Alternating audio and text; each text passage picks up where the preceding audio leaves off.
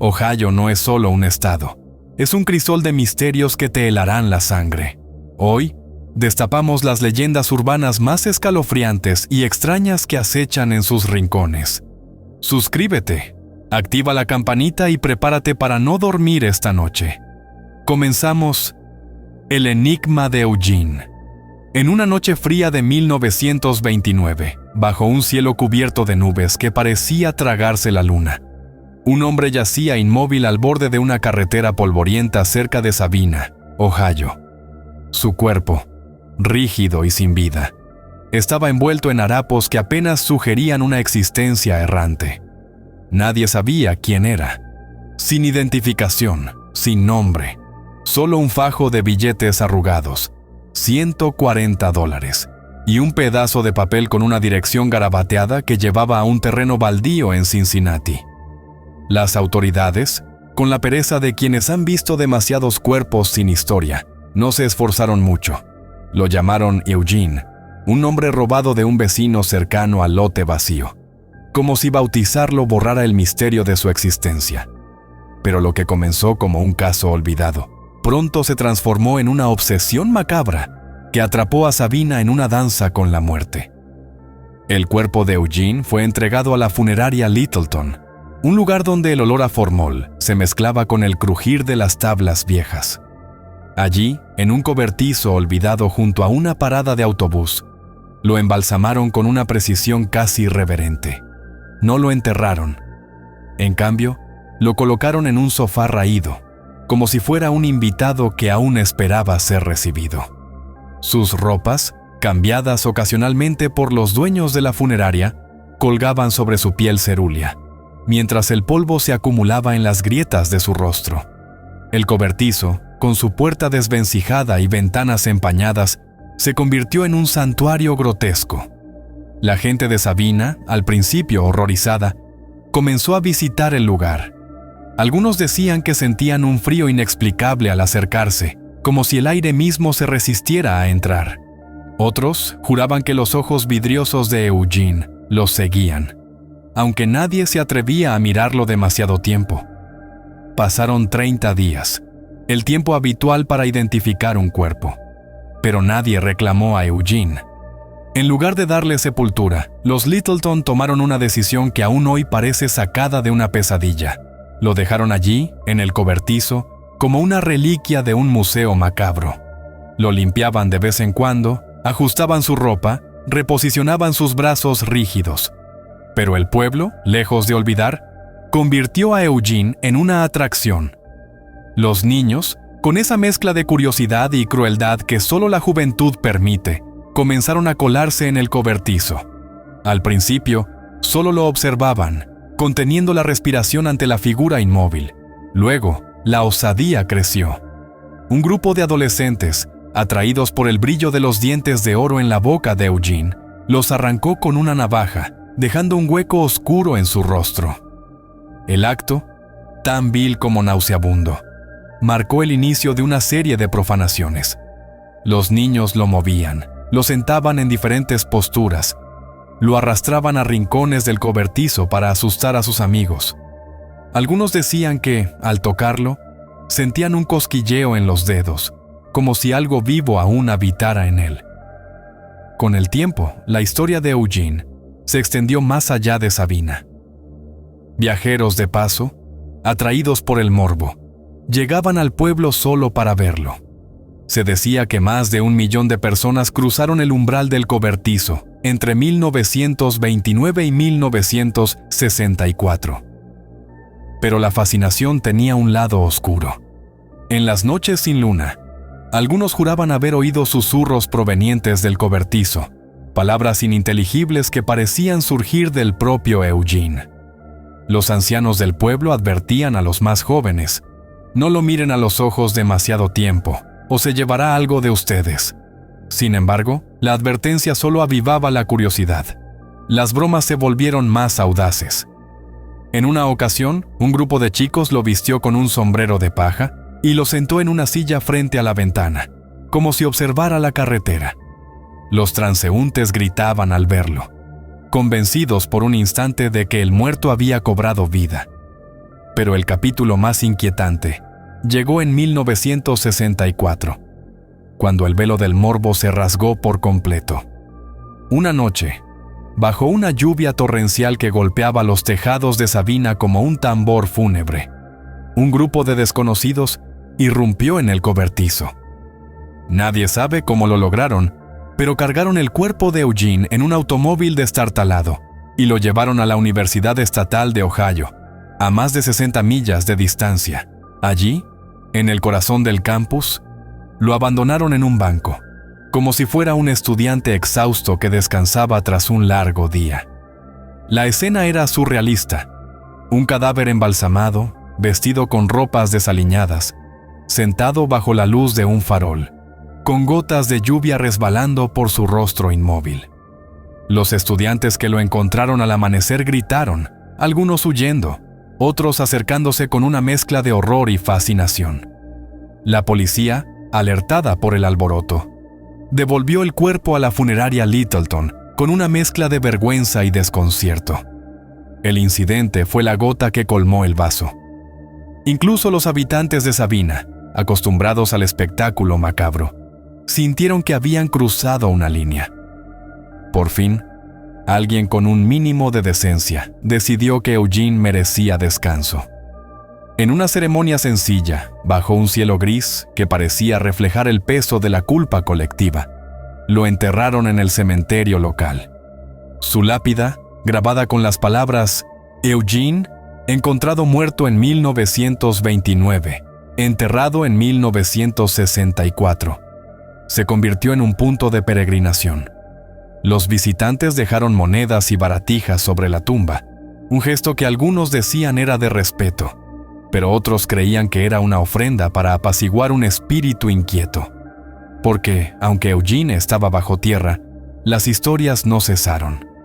Los que pasaban por el cementerio al anochecer aseguraban sentir una presencia, un peso en el aire que hacía que los pájaros dejaran de cantar. Algunos decían haber visto una figura borrosa junto a la lápida, inmóvil, como si vigilara a quienes se atrevían a acercarse. El misterio de Eugene no termina con su entierro. ¿Quién era realmente? ¿Por qué nadie lo reclamó? ¿Y qué fuerza invisible parecía mantener su historia viva, atrayendo a extraños a su tumba?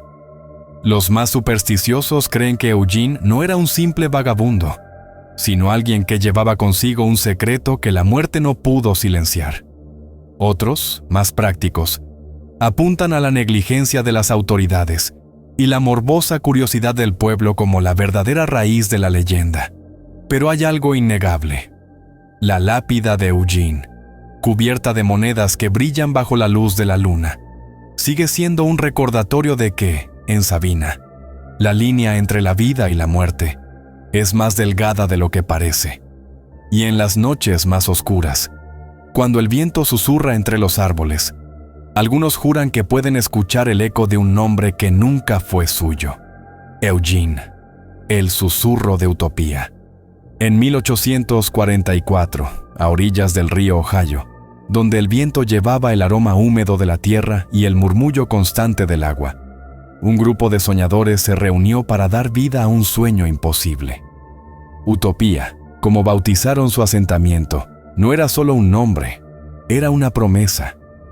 A solo 40 millas de Cincinnati, en la actual Ruta 52, estas almas inquietas creyeron que podían construir un paraíso terrenal, un lugar donde la igualdad reinara y las cadenas de la codicia se rompieran.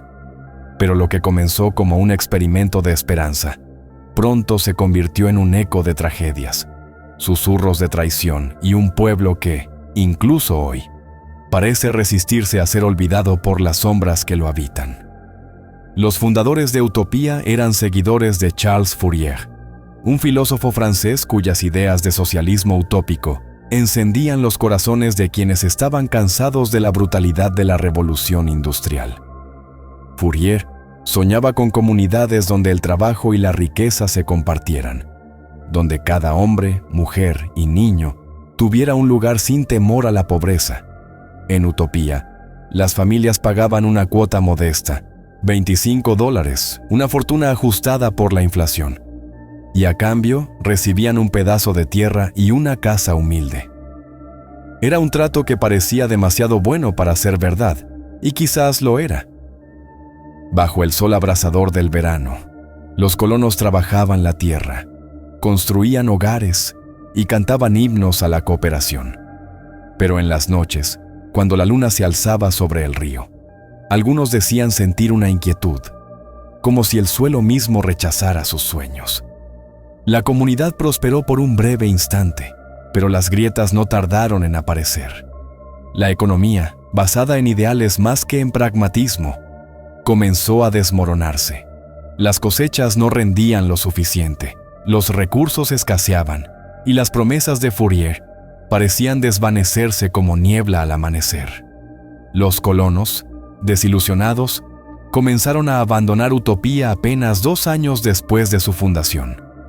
Las casas, aún frescas con el olor a madera recién cortada, quedaron vacías, sus ventanas como ojos ciegos mirando al río.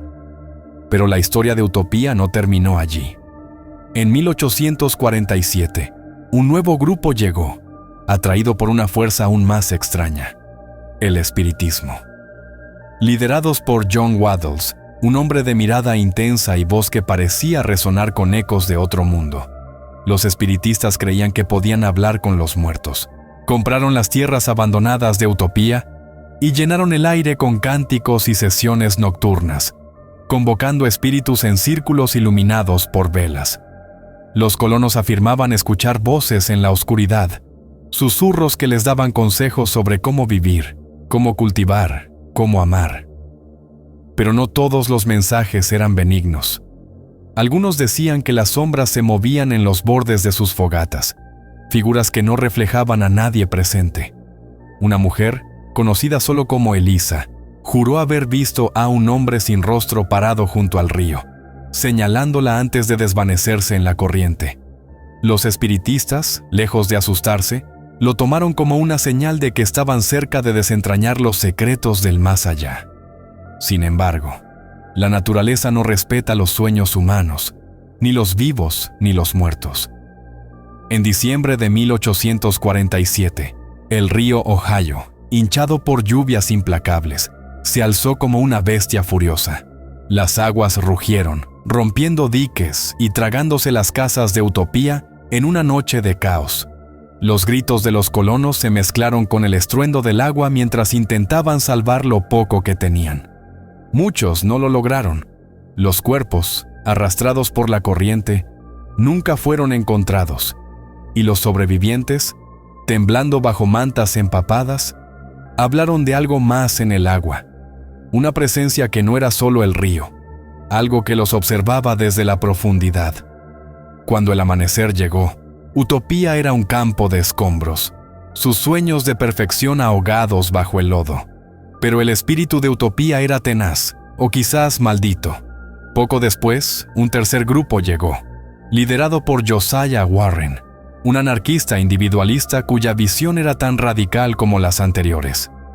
Esta vez, la comunidad sería exclusiva. Solo los invitados podían unirse. La tierra se vendía a precio de costo, y los bienes se intercambiaban mediante notas de trabajo, un sistema basado en el valor del esfuerzo humano. Bajo el liderazgo de Warren, Utopía creció, con unos 40 edificios que zumbaban con actividad industrial.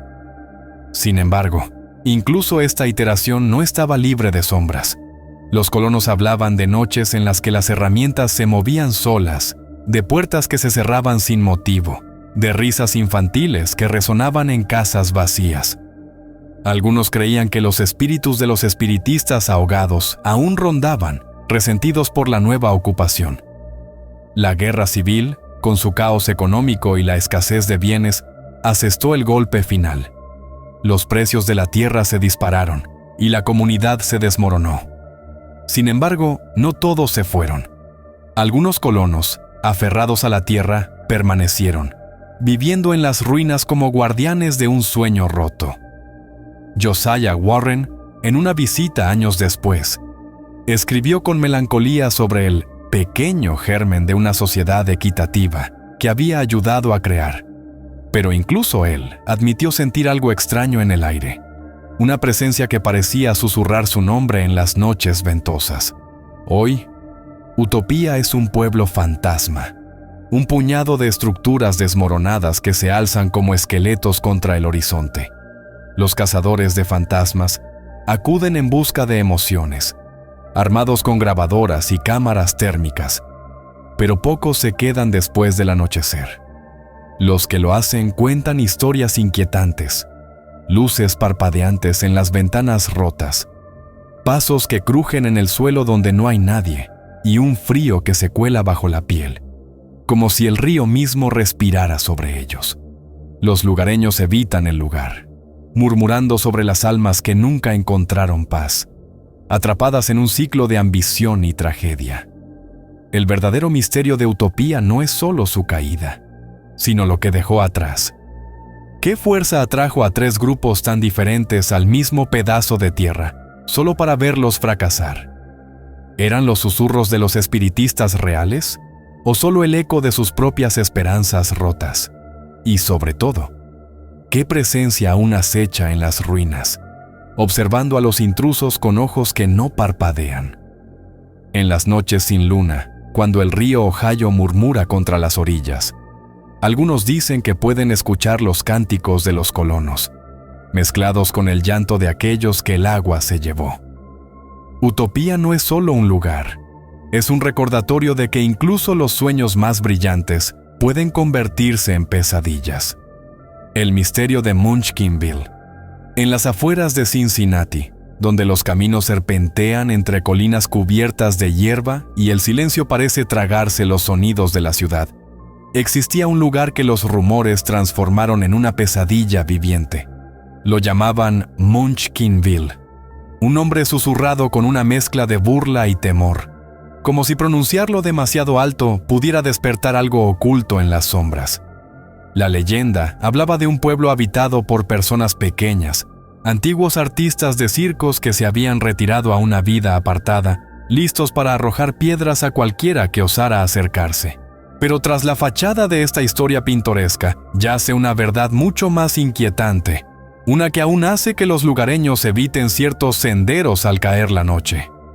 Todo comenzó con el Handlebar Ranch, una extensión de tierra que, a primera vista, parecía un capricho arquitectónico. Anna y Percy, una pareja de mediana edad con rostros curtidos por el sol y las manos endurecidas por el trabajo, construyeron allí un negocio de paseos en heno. No era un rancho común. Los edificios, hechos de baldosas pegadas con mortero y tablas desvencijadas, parecían sacados de un pueblo fronterizo en miniatura. Había una taberna con puertas que crujían al viento, un establo que olía a heno húmedo, y una pista de baile donde el eco de risas parecía persistir, incluso en el silencio.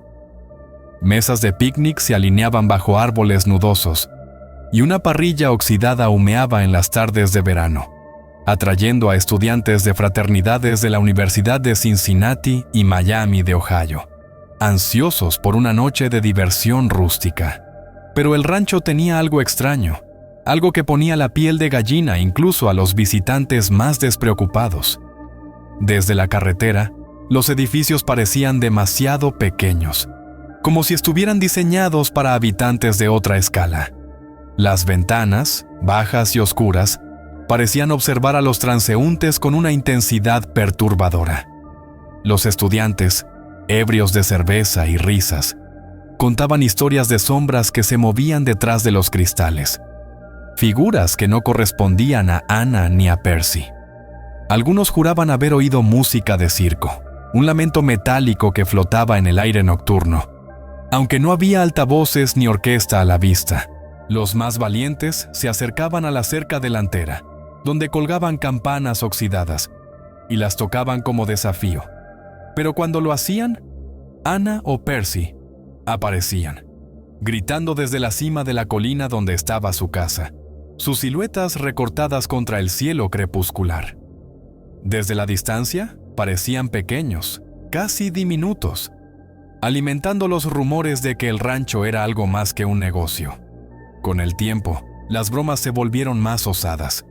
Los adolescentes se colaban en la propiedad al amparo de la noche, saltando la cerca para explorar los edificios. Encontraban cosas extrañas: muñecos de trapo abandonados en esquinas polvorientas, espejos que reflejaban rostros borrosos y un olor dulzón que no podían identificar. Una noche, un grupo de chicos juró haber visto a una figura pequeña, no más alta que un niño, corriendo entre los edificios. Cuando intentaron seguirla, tropezaron con una cuerda que disparó un mecanismo. Una campana resonó y el sonido de pasos rápidos los persiguió hasta la carretera. Al día siguiente, encontraron piedras apiladas en el lugar donde habían estado, como una advertencia silenciosa. La leyenda de Munchkinville creció como una maleza, alimentada por el aislamiento del rancho y la imaginación de los lugareños. Decían que los antiguos artistas de circo, resentidos por una vida de burlas, habían jurado proteger su retiro a cualquier costo. Algunos contaban haber oído risas agudas, como las de un niño, seguidas por el sonido de piedras golpeando el suelo. Otros afirmaban que, en las noches de luna llena, se podía escuchar música de circo a todo volumen, acompañada de luces parpadeantes que bailaban entre los árboles. Los más supersticiosos creían que el rancho estaba maldito, que Anna y Percy habían hecho un pacto con algo oscuro para mantener su hogar a salvo de intrusos. Pero la verdad era más terrenal, aunque no menos inquietante.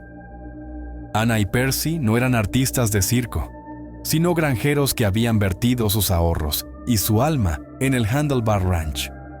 Construyeron los edificios con materiales baratos, dando al lugar esa apariencia de pueblo en miniatura que alimentó los rumores. Desde su casa en la cima de la colina, vigilaban la propiedad con ojos cansados, hartos de los vándalos que perturbaban su paz. Cuando las campanas sonaban, salían a gritar, sus figuras empequeñecidas por la distancia, lo que dio origen a la idea de los Munchkins. Pero no todo era tan simple. Los vecinos notaban que Anna, especialmente, parecía nerviosa en los últimos años, mirando constantemente por encima del hombro, como si temiera algo más que los intrusos. En 1990, la tragedia golpeó. Percy murió en circunstancias que nunca se aclararon del todo. Algunos decían que fue un infarto, otros susurraban que había caído por las escaleras de la casa en la colina, empujado por una fuerza invisible. Anna, sola ahora, continuó con los paseos en heno, pero su comportamiento cambió. Se volvió más reservada, apenas hablaba con los visitantes, y los que la veían de cerca notaban un brillo extraño en sus ojos, como si guardara un secreto demasiado pesado. Los paseos en heno siguieron hasta 2008, cuando Anna, ya anciana, murió en su cama. La encontraron con una expresión de terror congelada en el rostro, las manos aferrando una fotografía vieja de ella, y Percy frente al rancho. Nadie sabe qué vio en sus últimos momentos, pero los vecinos aseguraban que, esa noche, las campanas de la cerca sonaron sin cesar, aunque no había viento. Tras la muerte de Anna, el rancho fue abandonado. Los edificios, ya frágiles, comenzaron a desmoronarse bajo la lluvia y el tiempo. En 2010, la propiedad fue demolida, dejando solo un terreno vacío cubierto de maleza. Pero la leyenda de Munchkinville no murió. Los conductores que pasan por la carretera al anochecer dicen ver luces parpadeantes donde antes estaba el rancho, como si alguien aún encendiera lámparas en casas que ya no existen. Los más valientes que se aventuran al terreno aseguran sentir una opresión en el pecho, como si algo los observara desde los árboles. En una ocasión, un excursionista encontró una campana oxidada enterrada en la tierra, y cuando la tocó, un coro de risas infantiles resonó a su alrededor, aunque estaba solo. ¿Qué había realmente en el Handlebar Ranch? ¿Era solo un negocio fallido de una pareja agotada? ¿O escondía algo más? Los rumores persisten sobre túneles subterráneos que Anna y Percy nunca mencionaron, pasajes que podrían haber albergado a extraños ocupantes. Algunos creen que los Munchkins no eran personas, sino manifestaciones de algo atrapado en la tierra, algo que Anna y Percy intentaron contener. Otros piensan que la pareja sabía más de lo que decía, que las piedras arrojadas y la música de circo eran advertencias de algo que aún acecha en las colinas. Lo único cierto es que, en las noches silenciosas, cuando la niebla se alza desde el suelo, el eco de una campana resuena en el aire, y los que lo escuchan aceleran el paso, temiendo mirar atrás. La bola del comerciante. En el cementerio de Marion, Ohio, donde las lápidas se alzan como centinelas silenciosos bajo robles centenarios, un monumento se yergue desafiando toda lógica. La bola del comerciante. Una esfera de granito negro de 5.200 libras. Descansa sobre un pedestal de piedra, inmóvil, eterna. O eso debería ser. Pero en este lugar, donde el aire parece cargado de susurros y las sombras se estiran más de lo debido, la bola guarda un secreto que ha desconcertado a generaciones. No es solo una roca, es un enigma que gira lentamente, como si tuviera voluntad propia, desafiando las leyes de la física y despertando temores que nadie osa nombrar. En las noches sin luna, cuando el viento acaricia las tumbas, algunos dicen que la bola no solo se mueve, sino que observa. Erigida en 1896 por la familia de un comerciante acaudalado, la esfera fue tallada en granito de Quincy, pulida hasta brillar como un espejo oscuro, excepto por un punto plano en su base, diseñado para anclarla al pedestal de 5 pies de altura. Era un símbolo de prestigio, un testimonio de la riqueza y el legado de los Merchant. Pero desde el principio, algo estaba mal. Los trabajadores que instalaron la bola juraron sentir un frío inexplicable al tocarla, como si el granito estuviera vivo, respirando bajo sus manos.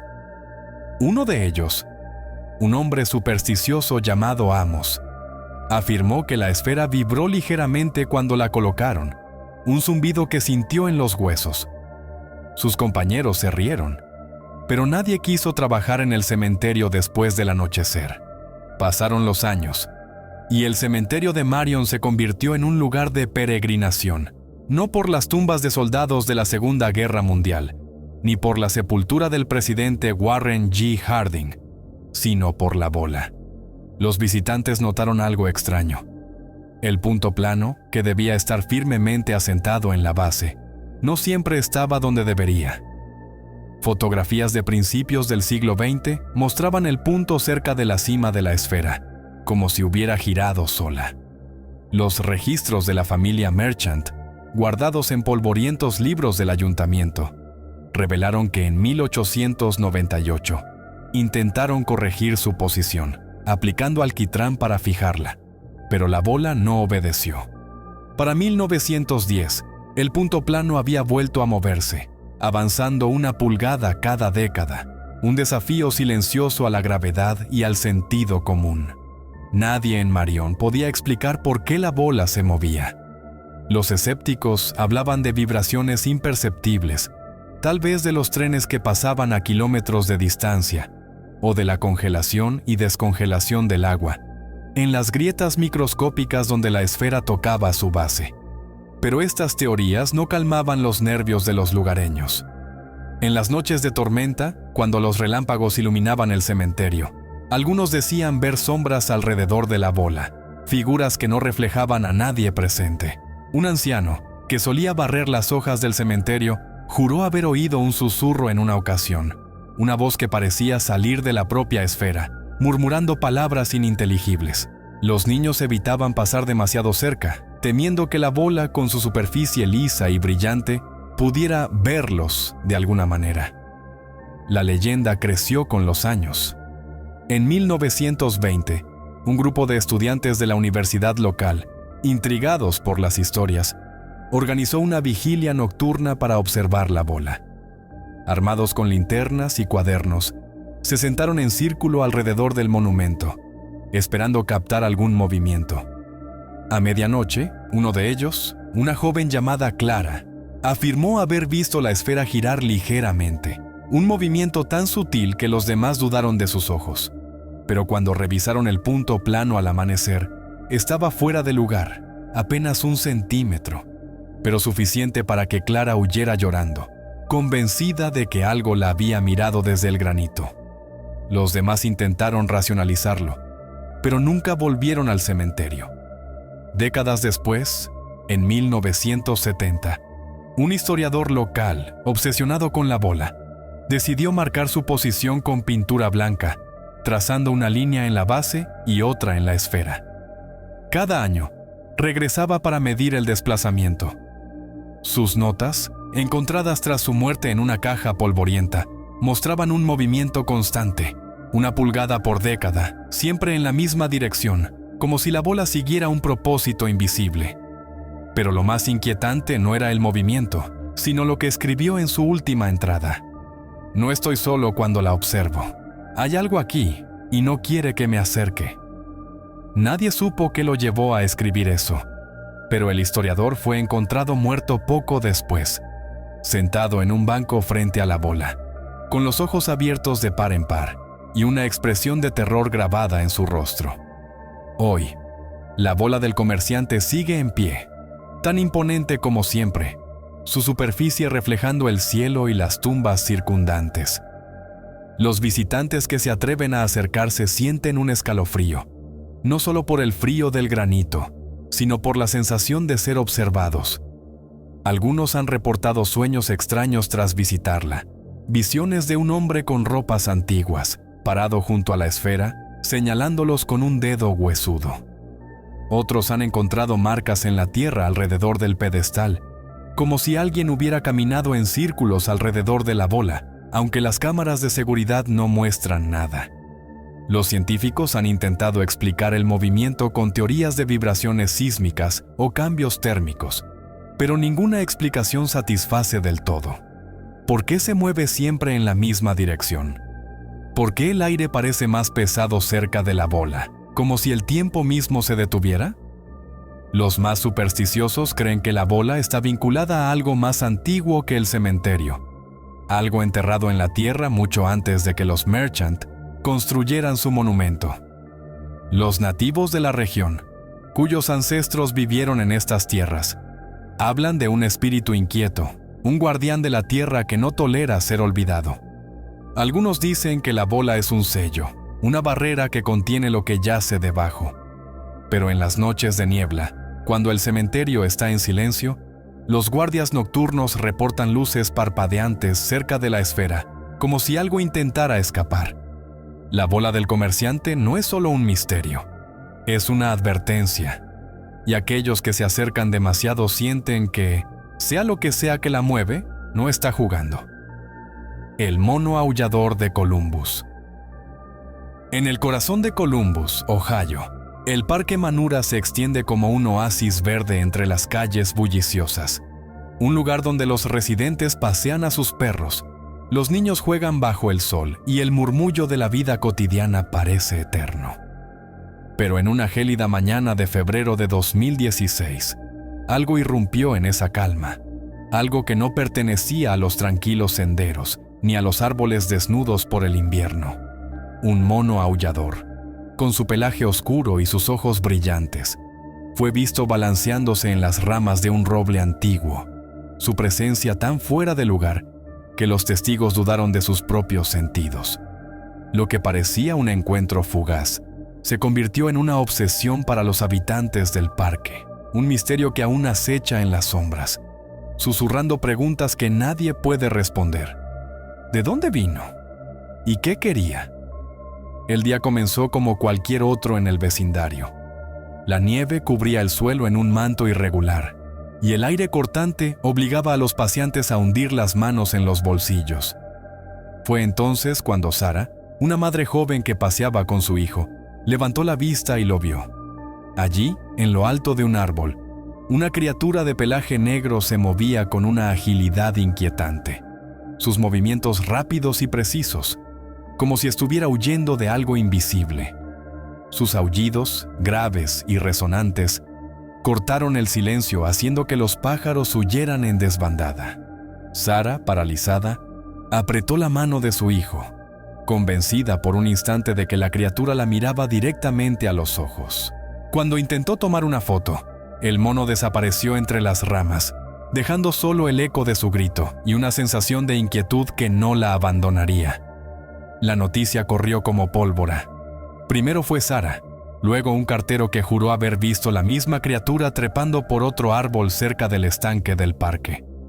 Un oficial de policía, enviado para investigar, confirmó el avistamiento, describiendo al mono como demasiado real para ser un engaño, pero demasiado extraño para pertenecer aquí. Los residentes de Manura, acostumbrados a ver ciervos o zorros, se encontraron enfrentando algo que desafiaba toda lógica. Los rumores comenzaron a girar. Algunos decían que era una mascota exótica escapada de una mansión cercana. Otros susurraban que un circo ambulante había perdido a uno de sus animales años atrás. Pero nadie podía explicar por qué el mono parecía tan cómodo en el frío de Ohio, un lugar donde su especie no debería sobrevivir. En los días siguientes, los avistamientos se multiplicaron. Un anciano que alimentaba patos en el estanque afirmó haber sentido un peso en su espalda, como si algo lo observara desde los arbustos. Cuando se giró, vio al mono agazapado, inmóvil, con ojos que parecían brillar bajo la luz tenue del amanecer. Una adolescente, grabando un video para las redes sociales, captó un destello de movimiento en el fondo, una figura peluda que cruzó el sendero y desapareció en la maleza. El video, borroso y tembloroso, se volvió viral en el vecindario, alimentando la fiebre por encontrar al intruso. Los niños comenzaron a contar historias de un rey mono que vivía en el parque, un ser que castigaba a quienes se aventuraban solos al anochecer. Los adultos, aunque reían, evitaban los senderos más oscuros, sintiendo un escalofrío que no podían explicar. La comunidad organizó búsquedas. Voluntarios con linternas y redes peinaron el parque, mientras los perros de caza ladraban nerviosos, negándose a adentrarse en ciertas áreas. En una de esas noches, un grupo encontró huellas en la nieve, marcas de garras que no coincidían con ningún animal conocido en la región. Las huellas conducían a un claro donde el aire parecía más pesado, como si el bosque mismo contuviera la respiración. En el centro del claro, encontraron un montón de ramas rotas, dispuestas en un círculo perfecto, como si alguien, o algo, hubiera intentado construir un nido. Los voluntarios, inquietos, retrocedieron, murmurando que el mono no estaba solo, que algo más grande lo protegía. Las teorías se volvieron más oscuras. Algunos residentes recordaron leyendas locales sobre experimentos secretos en los años 70, cuando laboratorios clandestinos en las afueras de Columbus supuestamente probaron animales exóticos para propósitos desconocidos. ¿Podría el mono ser un sobreviviente? ¿Un experimento olvidado que había aprendido a sobrevivir en la naturaleza? Otros hablaban de un culto olvidado. Un grupo que veneraba a criaturas del bosque y realizaba rituales en los claros del parque bajo la luna llena. Los más supersticiosos creían que el mono no era un animal, sino una manifestación, un espíritu enviado para advertir sobre algo terrible que se avecinaba. Los aullidos, decían, no eran solo gritos, eran lamentos, como si la criatura llorara por un secreto enterrado en la tierra. Una noche, un guardaparques solitario decidió quedarse hasta tarde, armado con una linterna y una cámara térmica. Mientras patrullaba, escuchó un crujido entre los árboles, seguido por un aullido que hizo que el vello de su nuca se erizara. Avanzó, siguiendo el sonido, hasta llegar a un árbol retorcido, cuyas ramas formaban una cúpula natural. Allí, en la penumbra, vio al mono, inmóvil, mirándolo fijamente. Pero no estaba solo. Alrededor del árbol, sombras indefinidas se movían, figuras que parecían humanas pero se desvanecían cuando la linterna las enfocaba. El guardaparques, con el corazón latiendo en su garganta, retrocedió, tropezando con raíces que no había visto. Cuando recuperó el equilibrio, el mono había desaparecido y las sombras se fundieron en la oscuridad. Al día siguiente, renunció sin dar explicaciones, dejando solo un informe que mencionaba algo que no debería estar aquí. Tras esa noche, los avistamientos cesaron. El mono aullador se desvaneció tan rápido como había aparecido, dejando a Columbus con más preguntas que respuestas. Algunos creyeron que el frío lo había matado, otros que había encontrado un nuevo hogar en los bosques cercanos. Pero los que vivían cerca del parque no podían sacudirse la sensación de que algo seguía allí. En las noches de invierno, cuando la nieve amortigua los sonidos, los residentes reportan aullidos lejanos, apenas audibles, que parecen venir de debajo de la tierra. Los niños evitan el roble antiguo, diciendo que las ramas parecen moverse incluso sin viento. Y en los senderos más apartados, algunos han encontrado marcas de garras frescas, grabadas en la corteza de los árboles, como si el mono, o lo que fuera, nunca se hubiera ido. El misterio del mono aullador permanece sin resolver. ¿Era solo un animal perdido? ¿O algo más? ¿Qué significaban las ramas en círculo? Las sombras que nadie podía explicar. Los científicos descartaron la presencia de monos en Ohio, pero los testigos insisten en lo que vieron. Algunos creen que el Parque Manura guarda secretos más antiguos, cosas que el mono solo despertó. En las noches frías, cuando la niebla cubre el parque, los paseantes apresuran el paso, temiendo escuchar un aullido que no pertenece a este mundo. Porque en Columbus, el eco de un mono perdido sigue resonando. Un recordatorio de que no todo lo que se ve puede explicarse, y no todo lo que se va se queda ido. Las cartas de Circleville.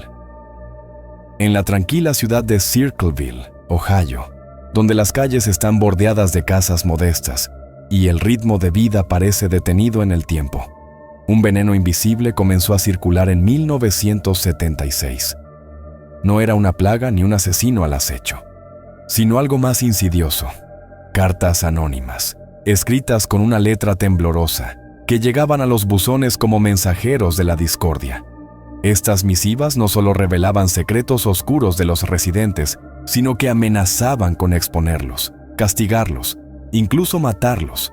El autor, conocido como el escritor de Circleville, tejió una red de miedo que destrozó familias, acabó con vidas y dejó un misterio que, incluso hoy, acecha en las sombras de esta ciudad aparentemente pacífica. Todo comenzó en una mañana fría de finales de 1976, cuando los buzones de Circleville se llenaron de sobres sin remitente, todos con matasellos de Columbus, a 25 millas de distancia. Los destinatarios, al abrirlos, encontraban palabras venenosas que desenterraban detalles íntimos de sus vidas. Affairs ocultos, deudas vergonzosas, traiciones susurradas en la oscuridad. Pero no eran solo chismes. Las cartas llevaban amenazas, promesas de venganza que hacían que el corazón se acelerara. Una de las primeras víctimas fue Gordon Massey, el respetado director de una escuela local. Su carta, llegada el 3 de marzo de 1977, lo acusaba de cortejar a la novia de otro hombre y de flirtear con conductoras de autobús. Las palabras eran crudas, cortantes, como si el autor hubiera espiado cada uno de sus movimientos. Prometían denunciarlo ante la junta escolar, pinchar los neumáticos de su auto, incluso cortar sus líneas de freno. Menos de 24 horas después, un documento de 4 páginas llegó a la junta escolar, detallando las supuestas fechorías de Gordon con una precisión escalofriante. 2 semanas más tarde, el subdirector recibió otra carta, esta vez señalando a una conductora de autobús específica, Mary G.P., una madre casada con 2 hijos, cuya vida estaba a punto de desmoronarse. Mary también recibió cartas, cada una más amenazante que la anterior. El autor afirmaba saber todo sobre ella, dónde vivía, los nombres de sus hijos, los horarios de su ruta de autobús. Las acusaciones giraban en torno a un supuesto romance con Gordon, algo que Mary negaba con vehemencia. Pero las cartas no se detuvieron. Llegaban casi a diario, cada una más cruel, más íntima, como si el escritor estuviera dentro de su mente, observando desde un rincón oscuro de su hogar. El terror escaló cuando las cartas comenzaron a llegar al esposo de Mary, Ron. Una de ellas escrita con una furia apenas contenida. Lo acusaba de ser cómplice de la infidelidad de su esposa y amenazaba con matarlo. Ron, un hombre de temperamento fuerte pero leal, estaba furioso. Junto con Mary, decidió investigar, convencidos de que el autor era alguien cercano, alguien que los conocía demasiado bien. Reunieron a la hermana de Ron, Karen, y a su esposo, Paul Freshour, para trazar un plan. Sospechaban de David Longberry, un conductor de autobús que había mostrado un interés no correspondido por Mary y cuya amargura lo convertía en un candidato lógico. El grupo escribió una carta a David, acusándolo directamente y advirtiéndole que lo vigilaban. Por un tiempo, funcionó.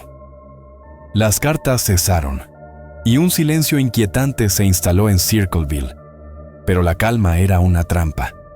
Semanas después, mientras Ron conducía a casa, vio un letrero al borde de la carretera, escrito con la misma letra torcida de las cartas. Las palabras eran tan viles que hacían sonrojar incluso a los más curtidos. Acusaciones sobre Mary y los niños que no se podían repetir. Más letreros aparecieron en las rutas de autobús de Mary, colocados estratégicamente para que ella y los estudiantes los vieran. El impacto fue devastador. Ron, consumido por la rabia y la paranoia, apenas dormía. Mary, agotada por el acoso, comenzó a dudar de su propia cordura. El 19 de agosto de 1977, todo explotó. Mientras Mary estaba de viaje en Florida, Ron recibió una llamada. Según su hija, colgó el teléfono, tomó su revólver, la besó en la frente y salió, diciendo que iba a enfrentar al escritor. Horas después, su camioneta fue encontrada estrellada contra un árbol. Ron estaba muerto, expulsado del vehículo, con un nivel de alcohol en sangre que duplicaba el límite legal. Curiosamente, la policía encontró una bala disparada desde su revólver, pero nadie supo contra qué o quién. La muerte de Ron no detuvo al escritor de Circleville. Las cartas continuaron, ahora más crueles, burlándose de Mary por su pérdida. Ella, destrozada, admitió eventualmente que había tenido un romance con Gordon, pero insistió en que comenzó después de las primeras cartas. Nadie le creyó del todo. El acoso se intensificó hasta una mañana nevada, cuando Mary, conduciendo su autobús lleno de niños, vio otro letrero al borde de la carretera, cerca del lugar donde Ron murió. Las palabras, como siempre, eran un puñal. Furiosa, detuvo el autobús y arrancó el letrero, descubriendo que estaba conectado a una caja con una cuerda. Llevó la caja a casa y al abrirla con manos temblorosas, encontró una pistola, una trampa mortal diseñada para dispararse al tirar del letrero. Si hubiera funcionado, Mary estaría muerta. La policía rastreó el arma. El número de serie, mal borrado, pertenecía a Paul Freshour, el cuñado de Mary. Todo parecía encajar. Paul trabajaba en Columbus, de donde venían las cartas. Se había tomado el día libre cuando se colocó la trampa. Durante el interrogatorio, la policía, en un movimiento cuestionable, le pidió que imitara la letra de las cartas. Cuando lo hizo, declararon que coincidía perfectamente y lo arrestaron por intento de asesinato. Paul, proclamando su inocencia, fue condenado a 25 años de prisión. Pero el horror no terminó. Las cartas siguieron llegando, incluso con Paul tras las rejas. Más de 1000 fueron enviadas, algunas con sustancias tóxicas como plomo, dirigidas a figuras públicas, incluido el fiscal que encarceló a Paul. Hasta Paul recibió una, advirtiéndole que nunca saldría. Incluso en aislamiento, con su correo bloqueado, las cartas no cesaron, como si el escritor fuera un fantasma, intocable, omnipresente. Los sospechosos eran muchos. Paul, a pesar de las cartas enviadas durante su encarcelamiento, seguía siendo el principal para algunos, debido a la pistola y su extraño apoyo a las acusaciones de las cartas mientras estaba preso. Otros apuntaban a Karen, su exesposa, quien, tras una aventura, perdió la custodia de sus hijos. Algunos creían que ella orquestó las cartas para incriminar a Paul, señalando que el camino amarillo visto cerca de la trampa coincidía con el auto de su hermano, y que había usado una máquina de escribir poco antes de que algunas cartas aparecieran mecanografiadas. También estaba David Longberry, cuya conducta turbia lo hacía un candidato plausible, aunque las cartas que cesaron tras su amenaza podrían haber sido una maniobra de otro. Algunos incluso especulaban que múltiples autores, inspirados por la notoriedad, continuaron el legado del escritor. El misterio permanece sin resolver. Cuando Paul salió de prisión, las cartas cesaron, como si el escritor hubiera decidido desaparecer. Pero en Circleville, el miedo no se desvanece. Los buzones aún se revisan con cautela, y los letreros al borde de la carretera hacen que los corazones se aceleren. En las noches silenciosas, algunos dicen escuchar el rasgar de un bolígrafo en el viento, como si el escritor aún estuviera allí, escribiendo desde las sombras. ¿Quién era? ¿Un vecino vengativo, un grupo de imitadores o algo más oscuro? Algo que conocía los secretos de todos. En Circleville, nadie mira demasiado tiempo a los buzones, temiendo que el próximo sobre traiga su nombre. Las sombras de Ohio nunca duermen. Desde el enigma de Eugene hasta las cartas de Circleville, estas leyendas tejen un tapiz de misterio y terror. Suscríbete, comparte y déjanos un comentario para seguir desentrañando los secretos que acechan en la oscuridad. Porque en Ohio, cada historia tiene un eco que no se desvanece.